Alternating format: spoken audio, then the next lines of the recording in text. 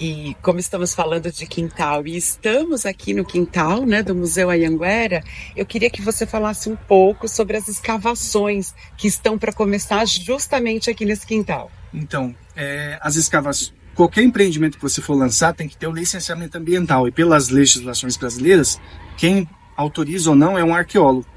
E essa figura existe agora na Secretaria de Meio Ambiente, que é o Cleito Galdino, arqueologia, ele vai ajudar. A gente não vai encher de buraco, são sondagens, né? Porque não há evidência de que tem ou não um vestígio ali. Então a gente vai fazer pequenas sondagens onde provavelmente haveria de ter e vai descendo níveis no chão, e cada nível de terra a gente calcula aí uma temporalidade. A gente pensa em atingir talvez algum fragmento lá do século XVII até coisas do século XXI, por exemplo, como as pessoas que às vezes quebram alguma garrafa e arremessa. Então você vai ter fragmentos de vidro de garrafa atual, que é no nível da superfície. E conforme vai progredindo, vai encontrando fragmentos. Às vezes, o chão mesmo vai revelando. A gente encontrou uma parte de um tintureiro, aquele que vai a pena, né, para escrever. Tava quebrado, surgiu aqui nesse quintal mesmo, mas só fabricava na Holanda. Então a partir desse fragmento material, puxam outras histórias, né?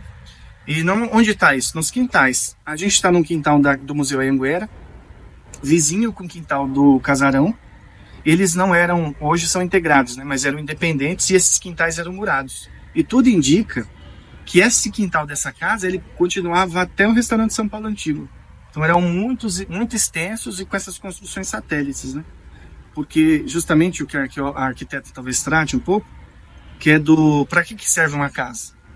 Que é o partido arquitetônico e o programa de necessidades. O programa de necessidades é morar, dormir, comer, trabalhar às vezes. Isso vai determinar como é que você constrói a forma da casa, né? Que vai variando ao longo do tempo. Por exemplo, nessas não há a figura do banheiro. Então, provavelmente um pinico, ou usando as áreas mais afastadas da cidade. Mas ao longo do tempo você tem, e surgem isso, né? Por exemplo, surgiu o vidro, que não tinha, em algumas fachadas é só madeira, e a folha seca da madeira. O formato das portas e das janelas, né? Tudo é uma evolução. Então a gente espera que com essas escavações, no caso é uma só aqui no quintal do Museu Anhanguera, uma sondagem ainda, que a gente consiga puxar o fio da meada para outras histórias, né? Muito bem. E qual é a importância aí de manter, né, viva essas histórias e essas memórias? Então a ideia geral aqui do museu, com a Vívia, inclusive fazer um jardim sensorial, né? Que você consiga sentir aroma, sabor ou memória afetiva mesmo. Seja no capim santo ou no pimentão, isso mexe, ou na arruda, isso mexe, né? Porque é uma tradição brasileira do conhecimento de raízes e plantas, tanto para culinária quanto Evoca para uma medicina. memória, né? Evoca uma memória. E aí é isso, né? Por exemplo, nos quintais de Parnaíba, por alguma razão, nascia uma variação da laranja-lima, que era a laranja-lima umbiguda, que vai dar origem aqui na cidade de um doce de compota, que hoje quem faz na cidade é a Dona Ireninha, que é o doce de laranja-lima umbiguda. Só que ao longo do tempo nós também enfrentamos outro problema nesses quintais, que de ordem ecológica, ainda não nasceu mais. Por alguma razão tem essa variedade de laranja-lima. Para ela realizar a feitura do doce lá, o genro dela parece que tem que buscar no Ceasa. Então não é uma coisa que se encontra com facilidade. Mas tem essa memória nos quintais, né? Tem um filme que é rodado aqui, que aparece bem esse quintal.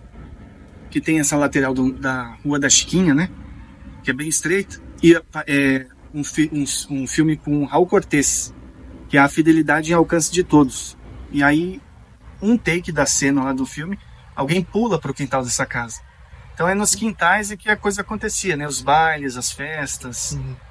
E não só na região central, né? Na região central também, porque tipicamente do século XVI, XVII, XVIII, você tem a predominância de a construção principal na rua, ali no limite da rua, e tudo que a pessoa necessitava nesse quintal doméstico, que às vezes é muito comprido, né? Às vezes você entra numa casinha aqui que é estreita, casa de porta e janela, e ela vai, é imensa, né? Sim, acontece bastante. Obrigada, Daniel, pela sua participação. Obrigado. Até breve.